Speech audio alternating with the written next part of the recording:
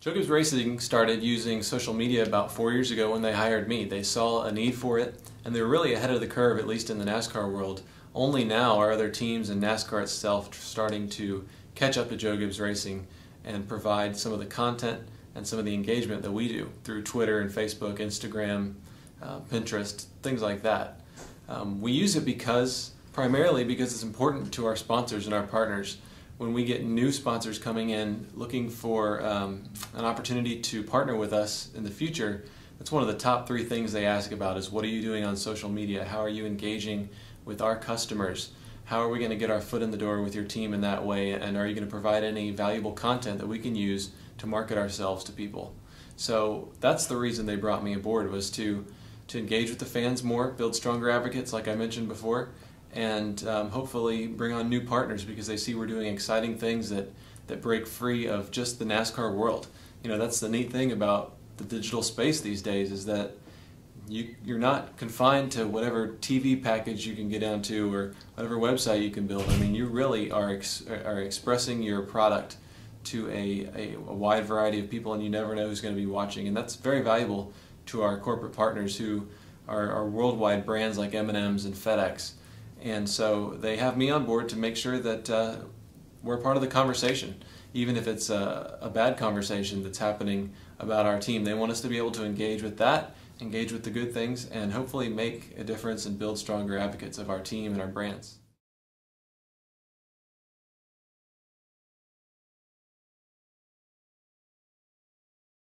You know, NASCAR is interesting because it's not seen as a technically advanced sport, but it's been one of the first sports to really accept social media in a big way.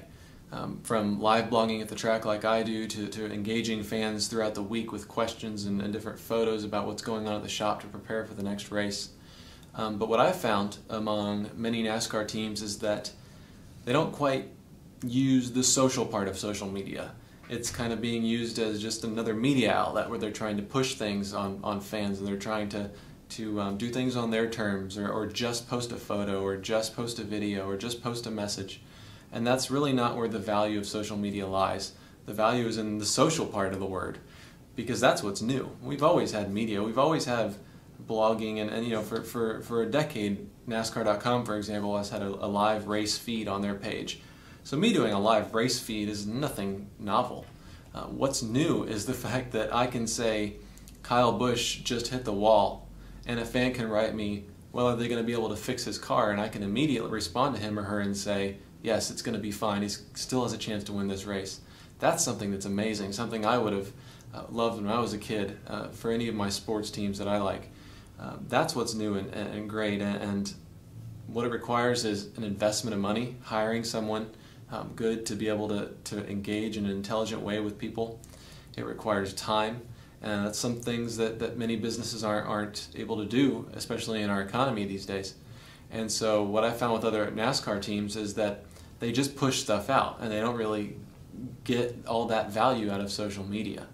And what we try to do is to make sure we're answering every question we can.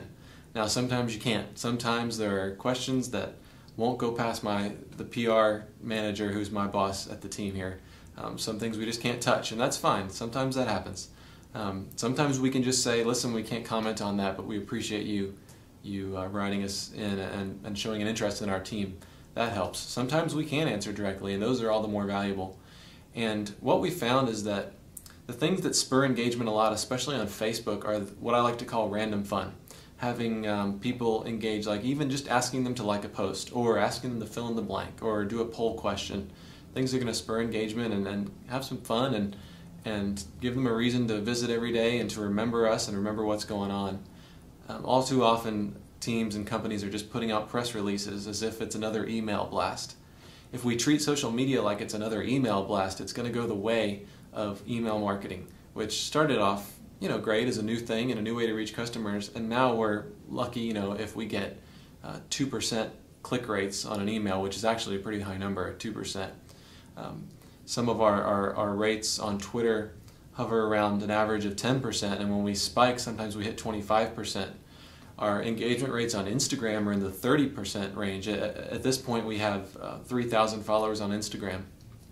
It seems small, but when you realize that we get 400 either likes or comments on a post, that's a big engagement number, a real big engagement number. So what I did was I had an intern and myself measure all of the tweets and Facebook posts of our 4 biggest competing teams, and we found out that the engagement rates were very low. Even though some of these teams had 3 times, some even 10 times the number of fans we did on Facebook, for example, their engagement rates were less than half of ours.